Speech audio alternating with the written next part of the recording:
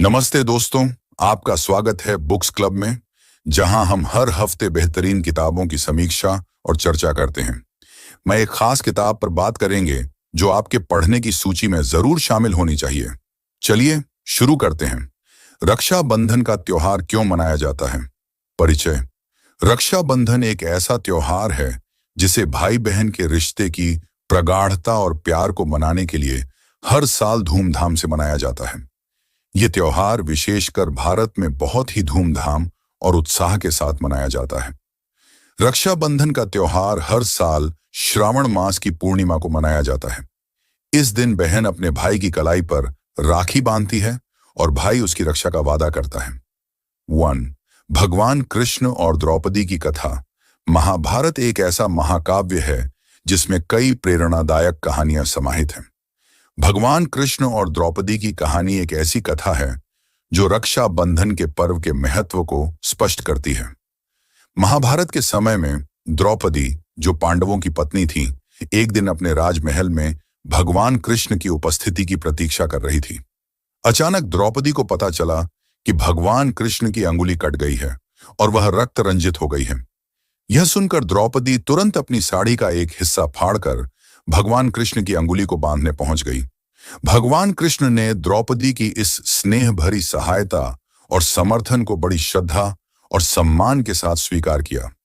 इस घटना के कई वर्षों बाद जब द्रौपदी का चीरहरण हुआ और उसके कपड़े छीनने का प्रयास किया गया, तो भगवान कृष्ण ने द्रौपदी की रक्षा की और उसके कपड़े को बढ़ा दिया। इस घटना ने भगवान कृष्ण की द्रौपदी के प्रति गहरी मित्रता और समर्थन को दर्शाया। यह कहानी हमें सिखाती है कि सच्ची मित्रता और सहायता के लिए किसी भी समय और स्थिति में हमें एक दूसरे की मदद करनी चाहिए।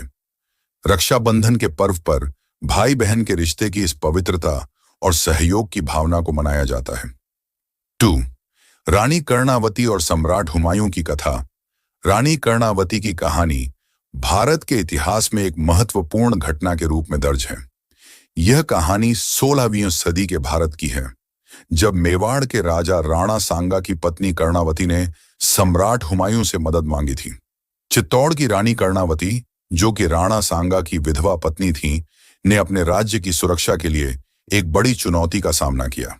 जब मेवाड़ पर बहलुल लोदी के नेतृत्व में आक्रमण होने की आशंका बढ़ गई, तो रानी कर्णावती ने एक प्रभावशाली कदम उठाया। उसने सम्राट हुमायूं को राखी भेजी और उसे अपने भाई के रूप में मानते हुए उसकी सुरक्षा की प्रार्थना की। राखी प्राप्त करने के बाद सम्राट हुमायूं ने रानी की मदद का वचन दिया।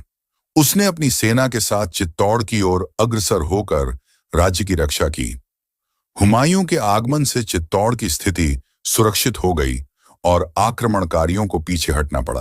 रानी कर्णावती और सम्राट हुमायूं की कहानी इस बात का प्रमाण है कि रक्षाबंधन केवल एक पारंपरिक त्योहार नहीं है, बल्कि यह एक ऐसे संबंध का प्रतीक है जिसमें रक्षा और सहायता की भावना प्रमुख है।